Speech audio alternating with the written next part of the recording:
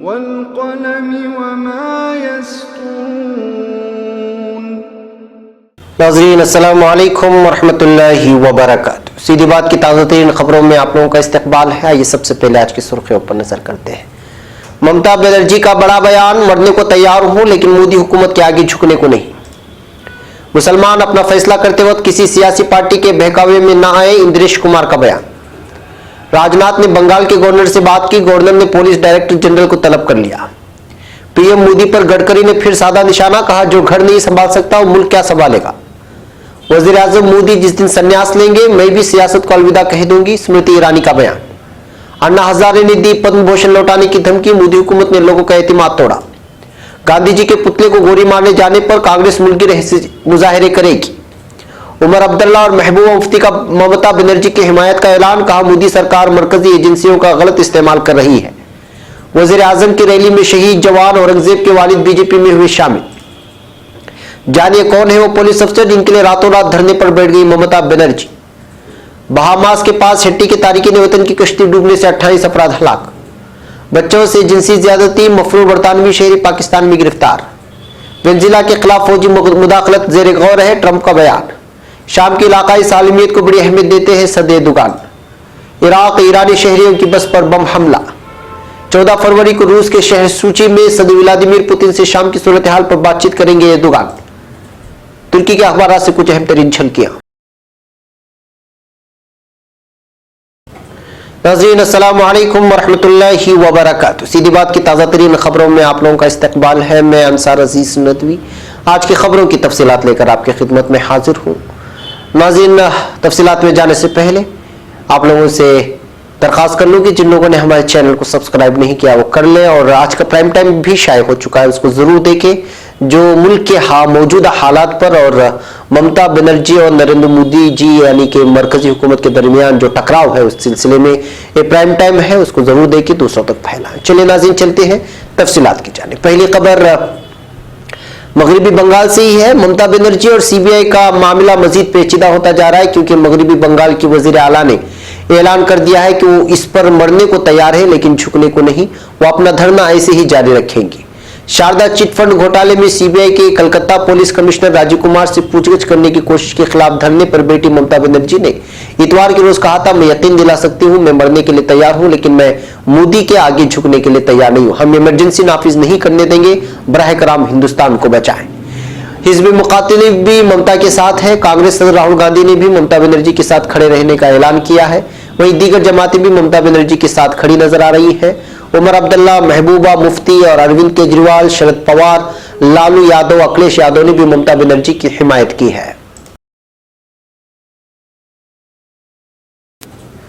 अब खबर बेंगलुरु से। लगता है कि अब आरएसएस के लीडरान भी मुसलमानों की अहमियत को समझने लगे हैं और वो भी मुसलमानों को मशवरा देने लगे। मुसलमानों से अपने हक में अपना फैसला खुद करने की अपील करते हुए राष्ट्रीय मुस्लिम मंच के सरपरस्त और आरएसएस के सीनियर लीडर इंद्रेश कुमार ने कहा है कि मुसलमान फैसला करते वक्त किसी सियासी पार्टी के बहकावे में ना आए बल्कि अपने मुस्तकबिल का फैसला खुद करें। यह बात उन्होंने यहां मोदी हुकूमत के नामजद करदा मुस्लिम अहदेदारों की इजलास से खिताब करते हुए की। उन्होंने कहा कि मुसलमान एक समझदार कौम है, उनके पास अपना विजन भी है और अपनी हैसियत रखते हैं, लिहाजा वो किसी भी पार्टी के बहकावे में ना आएंगे। साथ ही उन्होंने अपने मुस्लिम अहदेदारों से अपील की कि वो मुसलमानों से अपील करें कि वो गुलामी वाला फैसला ना करें बल्कि आजाद कौम की तरह फैसला करें और किसी पार्टी का वोट बैंक बनकर ना रहे। उन्होंने ये बात इस पस मंजर में कही कि कहा जा रहा है कि मुसलमानों ने बीजेपी को हराने के लिए वोट देने का फैसला किया है। अब खबर नई दिल्ली से। मरकजी वजीर दाखिला राजनाथ सिंह ने मगरबी बंगाल के गवर्नर केसरीनाथ त्रिपाठी से बात करके रियासत की सूरत हाल के सिलसिले में मालूमात हासिल कर ली है। वजारत दाखिला के जराये के मुताबिक त्रिपाठी ने वजीर दाखिला को इतवार की शाम से जारी सूरत हाल की तफसील से इत्तला दी है। उन्होंने वजीर दाखिला को बताया कि रियासत के पुलिस डायरेक्टर जनरल और चीफ सेक्रेटरी को तलब किया गया है और रियासत में पैदा हुई सूरत हाल को हल करने के लिए फौरी तौर पर कदम उठाने को कहा है। उन्होंने ये भी बताया कि रियासत में सीबीआई के सीनियर अफसरान के दफ्तर, रिहाइशगाह पर मरकजी पुलिस फोर्स तैनात की गई है। जराये ने कहा कि वजारत दाखिला को सूरत हाल से मुतालिक हकाइक की इत्तला मिली है और रियासत के हालात पर सख्त नजर रखे हुए है। अब खबर मुंबई से। लोकसभा इंतखाबात से ठीक पहले जहां पीएम मोदी को अपोजिशन पार्टियों के हमलों का सामना करना पड़ रहा है, वहीं उन्हें अपनी ही पार्टी के सीनियर लीडरों के हमले भी बर्दाश्त करने पड़ रहे हैं।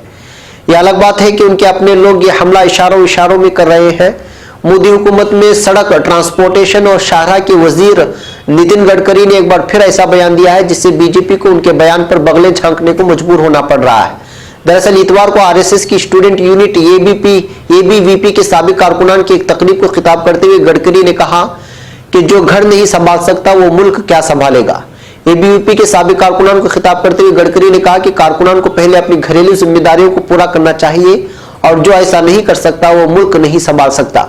प्रोग्राम में उन्होंने कहा कि मैं ऐसे कई लोगों से मिला हूं जो कहते हैं कि हम बीजेपी और मुल्क पर अपनी जिंदगी कुर्बान करना चाहते हैं। ऐसे लोगों से मैं यही पूछता हूं कि आप क्या करते हैं, आपकी फैमिली में और कौन कौन है। ऐसे एक शख्स ने बताया कि उसकी फैमिली में बीवी और बच्चे हैं और उसने अपनी दुकान बंद कर दी है क्योंकि वो ठीक नहीं चल रही थी।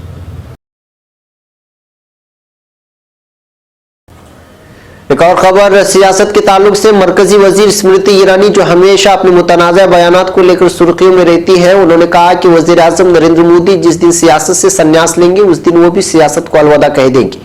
हालांकि उन्होंने इसके साथ ही कहा कि मोदी अभी कई बरस तक सियासत में रहेंगे। महाराष्ट्र के पुणे में मुनक्किदा वर्ल्ड्स काउंट फेस्टिवल में शिरकत करने पहुंची मरकजी वजीर से एक शख्स ने पूछा कि वो कब प्रधान सेवक बनेगी, जिसके जवाब में उन्होंने कहा, कभी नहीं, मैं सियासत में बेहतरीन लीडरान के साथ काम करने के लिए आई हूँ और इस मामले में बेहद खुशकिस्मत हूँ कि मैंने अटल बिहारी वाजपेयी जैसे बेहतरीन लीडर की क़यादत में काम किया है और अब मोदी जी के साथ काम कर रही हूँ। अब खबर नई दिल्ली से। समाजी कारकुन अन्ना हजारे ने मोदी हुकूमत को इंतबा देते हुए कहा है कि मरकजी हुकूमत ने अपने वादे पूरे नहीं किए तो अपना पद्म भूषण एजाज हुकूमत को लौटा देगी। मोदी हुकूमत की पॉलिसियों के खिलाफ अन्ना हजारे गुज़िश्ता 5 दिनों से भूख हड़ताल पर है। अन्ना हजारे ने गुज़िश्ता रोज इतवार को कहा, 8 या 9 तारीख को मैं अपना पद्म भूषण अवार्ड सदर को वापस करूंगा। समाज और मुल्क की खिदमत करते हुए अवार्ड मुझे दिया गया था, लेकिन जब समाज और मुल्क की ऐसी हालत होगी तो मैं किस लिए अवार्ड अपने पास रखूं। ऐसा मेरा दिल मुझे कहता है, मैं किसी के पास मांगने तो नहीं गया था। उन्होंने कहा, मोदी हुकूमत ने लोगों के एतमाद को तोड़ा है। बता दें कि अन्ना हजारे ने मरकज में लोकपाल और महाराष्ट्र में लोक आयुक्ता की फौरी तकर्री और किसानों के मसाइल के हल के लिए बुध से अहमदनगर जिले में वाक़ अपने आबाई गांव रालेगंज सिद्दी में भूख हड़ताल पर बैठे हुए हैं। अब खबर नई दिल्ली से। बाबाए कौम महात्मा गांधी के पुतले को गोली मारने के खिलाफ कांग्रेस मुल्कगिर मुजाहरा करके तमाम रियासतों में एहतिजाजी रैली निकालेगी। कांग्रेस के जनरल सेक्रेटरी केसी वेणुगोपाल ने इतवार को इस सिलसिले में एक बयान जारी करके कहा कि 30 जनवरी को जब पूरा मुल्क गांधी जी के कत्ल की 71वीं बरसी मना रहा था तो उत्तर प्रदेश के अलीगढ़ में उनके पुतले पर पिस्तौल से गोली मारी गई, मिठाई बांटी गई और गांधी जी के कातिल नाथूराम गोडसे के मुजस्समे को माला पहनाई गई। वेणुगोपाल ने कहा कि हरकत भारतीय जनता पार्टी की हुक्मरानी वाले उत्तर प्रदेश में हुई है और इससे जाहिर है कि इस सोच के लोगों में महात्मा गांधी उनके अदम तशद्दुद, सेकुलरिज्म और भाईचारे वाले नजरियात के तय नफरत की सतह कितनी गहरी हुई है।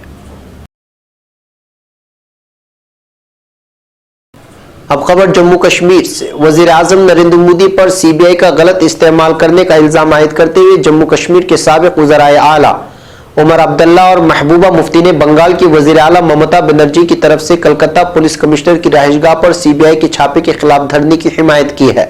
वाज़ेह है कि वजीर आला बंगाल ममता बनर्जी को कलकत्ता पुलिस कमिश्नर की रिहाइशगाह पर सीबीआई के छापे के खिलाफ गुज़िश्ता शब से धरने पर है। उन्होंने बीजेपी पर इसके खिलाफ सीबीआई का इस्तेमाल करने का इल्जाम लगाया है। साबिक वजीर आला उमर अब्दुल्ला ने ममता बनर्जी को अपनी पार्टी की तरफ से हिमायत करने का ऐलान करते हुए कहा कि मोदी सरकार ने सीबीआई को सियासी हथियार के तौर पर इस्तेमाल करने की तमाम हुदूद पार कर दी है। अब खबर जम्मू कश्मीर से। वजीर आजम नरेंद्र मोदी की जम्मू कश्मीर के विजयपुर में हुई रैली के दौरान शहीद जवान औरंगजेब के वालिद मोहम्मद हनीफ बीजेपी में शामिल हो गए हैं।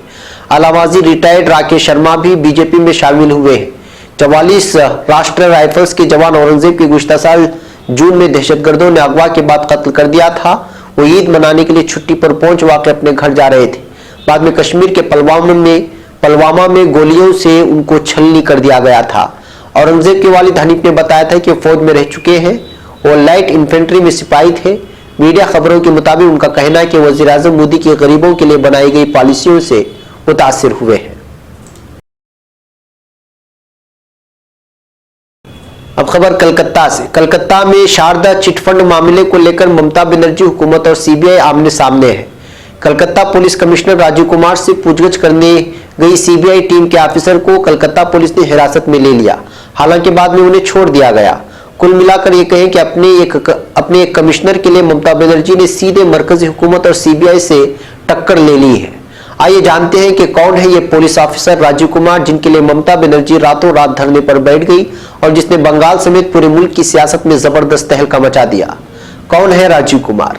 राजीव कुमार बंगाल के 1989 बैच के आईपीएस अफसर है और इस वक्त कलकत्ता पुलिस कमिश्नर है। राजीव कुमार को मगरबी बंगाल की वजीर आला ममता बनर्जी का करीबी माना जाता है। राजीव कुमार बुनियादी तौर पर यूपी के चांदोसी से ताल्लुक रखते हैं। शारदा चिटफंड घोटाला बंगाल का एक बड़ा घोटाला है, जिसमें कई रसूखदार लोगों के हाथ होने का इल्जाम लगता रहा है। दरअसल मगरबी बंगाल की चिटफंड कंपनी शारदा ग्रुप ने आम लोगों को ठगने के लिए कई ऑफर दिए थे। इस कंपनी की जानिब से 34 गुना रकम अदा करने का वादा किया गया था और लोगों से पैसे ठगे गए थे। दरअसल राजीव कुमार शारदा चिटफंड मामले में निशाने पर है। राजीव कुमार ने ही चिटफंड घोटाले की जांच करने वाली एसआईटी टीम की क़यादत की थी। अलावाजी कहा गया था कि इस जांच के दौरान घोटाला हुआ था। ये कमेटी साल 2013 में कायम की गई थी। जराये के मुताबिक घोटाले की जांच से मुतालिक कुछ अहम फाइल और दस्तावेजात गायब हैं। वहीं सीबीआई गुमशुदा फाइलों और दस्तावेजात को लेकर पुलिस कमिश्नर से पूछताछ करना चाहती है। साथ ही सीबीआई ने पुलिस कमिश्नर को फरार भी बताया था। अब खबर आलमी इस्लाम और आलम भर से है। शिमाली बहामास में अबाको जजीरे के करीब एक छोटी कश्ती के डूब जाने से हट्टी के 28 तारिकीन वतन की मौत हो गई है। हट्टी में अमरीकी सिफारतखाने ने पीर को इत्तला दी है। यह हादिसा हफ्ता देर रात को हुआ। बहामास की फौज और अमरीकी कोस्ट गार्ड ने तलाश और रेस्क्यू ऑपरेशन शुरू कर दिया है। इससे पहले सिफारतखाने ने बताया था कि इस हादसे में 17 तारिकीन वतन की मौत हो गई है। सिफारतखाने ने ट्वीट किया, इस हादसे में कि 28 अफराद हलाक हो गए हैं और 17 अफराद को बचा लिया गया है। अब खबर बरतानिया से। चौधरी अखलाक हुसैन की उम्र 41 बरस है और वो पाकिस्तानी नजाद बरतानवी शहरी है। उन्हें सन 2016 में उनकी गैर मौजूदगी के दौरान 19 बरस कैद की सजा सुनाई गई थी। इन पर एक बच्चे के साथ 3 मरतबा जिनसी सरगर्मियां जारी रखने, 2 मरतबा जिनसी ज्यादती करने और 1 मरतबा जिनसी ज्यादती की साजिश करने के इल्जाम साबित हो गए थे। चौधरी अखलाक हुसैन के खिलाफ इल्जामात ग्रेटर मैनचेस्टर पुलिस की तवील तहकीकात के बाद साबित हुए। ये पुलिस बरतानवी इलाके राजटेल में कम उम्र बच्चों की जिनसी इस्तेसाल से मुतालिक तफ्तीश जारी रखी हुई थी। इस्लामाबाद में बरतानवी सिफारतखाने की तरफ से जारी होने वाले एक बयान के मुताबिक मुजरिम की गिरफ्तारी के लिए बरतानवी और पाकिस्तानी इदारों ने मिलकर कार्रवाई की थी और उसे हफ्ते के रोज सांगला से गिरफ्तार किया गया था। बरतानी हुकाम के मुताबिक मुजरिम की गिरफ्तारी और बरतानिया वापसी के लिए सन 2017 से इस्लामाबाद हुकूमत से मिलकर काम जारी रखे हुए थे। अब खबर वेनेजुएला से। अमेरिकी सदर डोनाल्ड ट्रंप ने कहा है कि वेनेजुएला के खिलाफ फौजी ऑपरेशन हमारे ज़ेरे गौर है। ट्रंप ने इस बात का इजहार अमेरिकी CBS टीवी पर एक मुलाकात के दौरान किया। वेनेजुएला की सूरत हाल और मुमकिन फौजी मुदाखलत से मुतालिक अमेरिकी सदर ने कहा कि यह संजीदा मामला हमारे ज़ेरे गौर है। ट्रंप ने मजीद बताया कि चंद माह कबल सदर मादुरो ने मुझसे मिलने की ख्वाहिश जाहिर की थी, मगर मैंने इनकार कर दिया था। अमेरिकी सदर ने शिमाली कोरिया के साथ जारी जौहरी मुज़ाकरात में पेशरफ्त को खुशाइंद करार दिया और कहा कि किम जोंग उन से दूसरी मुलाकात जल्द ही होगी। अब खबर तुर्की से। सदर रजब तैयब एर्दोगान ने कहा है कि वो 14 फरवरी को रूस के शहर सूची में सदर व्लादिमीर पुतिन से मुलाकात करेंगे।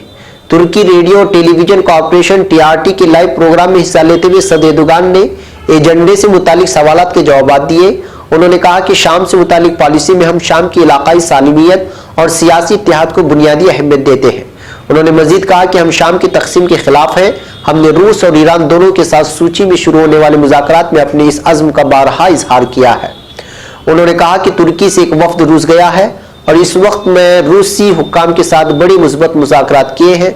उन्होंने मजीद कहा कि रूसी हुक्काम के साथ होने वाले मुज़ाकरात के नतीजे में इलाके में मौजूद तमाम दहशतगर्द तंजीमें जल्द ही इलाके को तर्क कर देंगी। अब खबर इराक से। शिमाली इराक के शहर सलाहदीन में ईरानी शहरियों के सवार होने वाली बस को हदफ बनाने वाले हमले में एक शख्स हलाक हो गया है। फौज से मुंसलिक सलाहुद्दीन ऑपरेशन हेडक्वार्टर के कैप्टन साद मोहम्मद का कहना है कि सुबह सलाहुद्दीन से मुंसलिक बेलद तहसील में वाक़ कब्रिस्तान की जियारत के लिए जाने वाले ईरानी शहरियों को इस दहशतगर्द हमले का हदफ बनाया गया, जिस दौरान 7 अफराद जख्मी भी हो गए। इस हमले की जिम्मेदारी ताहाल किसी ने कबूल नहीं की है। वाज़ेह है कि सलाहुद्दीन शहर में अहले तशय्युअ की जानिब से मुक़द्दस कबूल करदा इमामों की कब्रें मौजूद हैं। इस मकाम की जियारत को आने वाले ईरानी शहरियों की बसें अक्सर व बेशतर दाइश के बम और खुदकशों का हदफ बनती रहती हैं। अब खबरें कुछ तुर्की के अहम तरीन अखबारात से। रोजनामा सबाह लिखता है कि तुर्की और यूरोपीय यूनियन मुश्तरका कौंसिल का आखिरी इजलास सन 2015 में मुनाकिद हुआ था और अब आइंदा इजलास 15 मार्च को मुनाकिद करने का फैसला किया गया है। ये इजलास तुर्की और यूरोपीय यूनियन के ताल्लुकात के लिहाज से इंतहाई अहमियत का हामिल है। इजलास में तुर्की यूरोपीय यूनियन ताल्लुकात के तमाम पहलुओं का जायजा लिया जाएगा। रोजनामा खबर तुर्क ने लिखा है कि इस्तांबुल में सन 2018 में 13,4,33,000 गैर मुल्की सयाह तशरीफ लाए। सयाहों की तादाद का गुज़िश्ता साल के मुकाबले में तकाबुली जायजा लिया जाए तो इसमें 24% इजाफा देखने को मिला है। सन 2018 में आने वाले सयाहों की तादाद का मुख्तलिफ ममालिक के लिहाज से जायजा लिया जाए तो जर्मन सयाह 1,07,01,634 अफराद की तादाद के लिहाज से जर्मनी पहले नंबर पर है। रोजनामा स्टार लिखता है तुर्की की स्ट्रॉबेरी की बरामदात सन 2018 में गुज़िश्ता साल के मुकाबले में 95% इजाफा होते हुए उसकी आमदनी $12,283,000 बढ़कर $23,975,000 तक पहुंच गई है। तुर्की के तैयार करदा ड्रामों में पेश किया जाने वाला फर्नीचर हाथों हाथ फरोख्त हो रहा है। तुर्की में हर साल 100 से ज्यादा ड्रामे जारी किए जाते हैं। नाज़रीन, ये थी आज की ताज़ा तरीन खबरें। अगली ताज़ा तरीन खबरों के साथ फिर आपसे मुलाकात होगी। हमारी पूरी टीम को यहाँ पर इजाज़त। अस्सलामु अलैकुम रहमतुल्लाहि व बरकातहू।